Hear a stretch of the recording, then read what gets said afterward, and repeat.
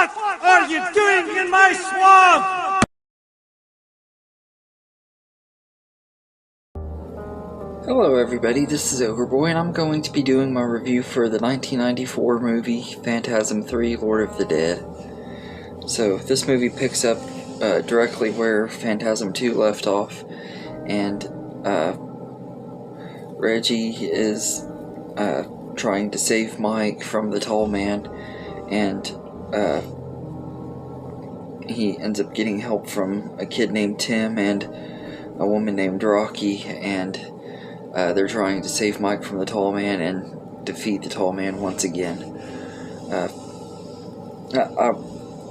I really enjoyed this one quite a bit. I think it's a really good entry in the franchise. It's one of those franchises where I feel like each movie is getting a little bit better in some ways and stuff. I really like this one quite a bit.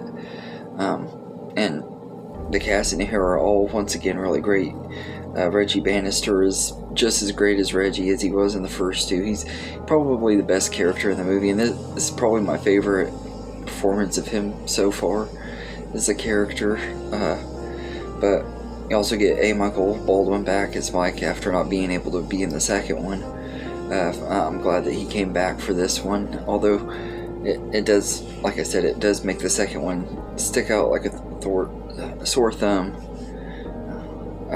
But it was still awesome getting to see him back, and Angus Grimm is once again excellent as a tall man, just really intimidating and stuff. And I love that they use like deleted footage and stuff from the first movie in this one. I thought that was really cool too,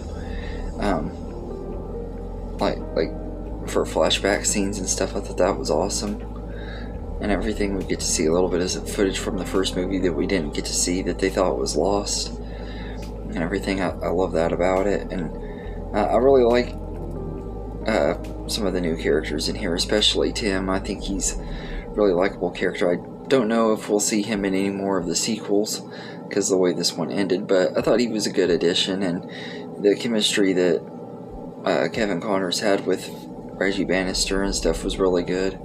And Gloria Lynn Henry was really good as Rocky, and she's a really cool character and everything. And there was this really awesome scene where she's fighting this female zombie and stuff that nowadays everybody would be complaining about, saying it's woke and everything, but it was kind of ahead of its time. It was a really awesome scene and everything, and whoever played that female zombie was pretty good too. And there's a scene when they're driving and stuff, and the zombies are in this pink Cadillac car, and they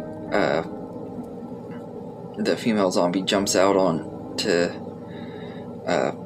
Reggie and stuff and is attacking him, and they knock her down, and she gets run over by the car, and the zombie that's driving the car just starts laughing and stuff. I don't know what it is about that scene, but when he started laughing and stuff, I just thought it was hysterical.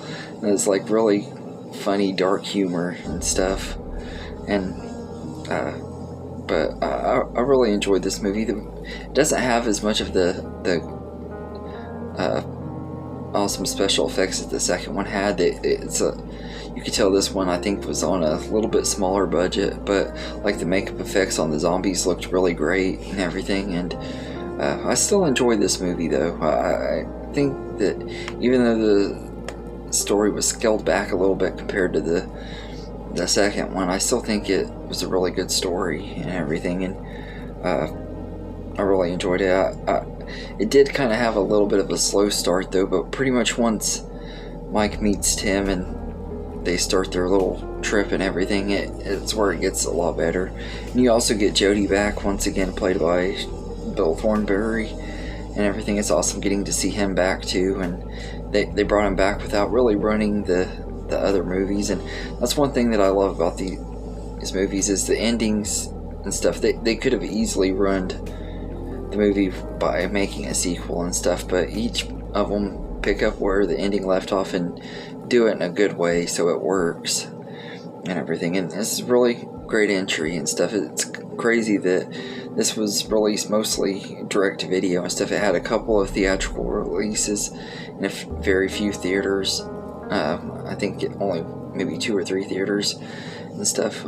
So it sucks that this movie didn't get the promotion and stuff it deserved and everything. I know that had to do with Universal and director Don Coscarelli not having a good relationship or whatever, but I really like this movie, and I think it's a really great entry in the franchise and everything. I'm looking forward to seeing what they do next. Hopefully they'll continue being just as consistent and stuff. This is a really good, consistent franchise, so yeah, it ranks up there with like the Child's Play franchise on being consistently good and stuff. So but yeah, so I'd say I'd give Phantasm 3 Lord of the Dead a 8 out of 10, the same that I gave the first two. I think it's a really fun movie, and I really look forward to seeing what they do next and everything. But let me know in the comments what you think of this movie, and I hope you enjoyed this video, and have a good day, everybody.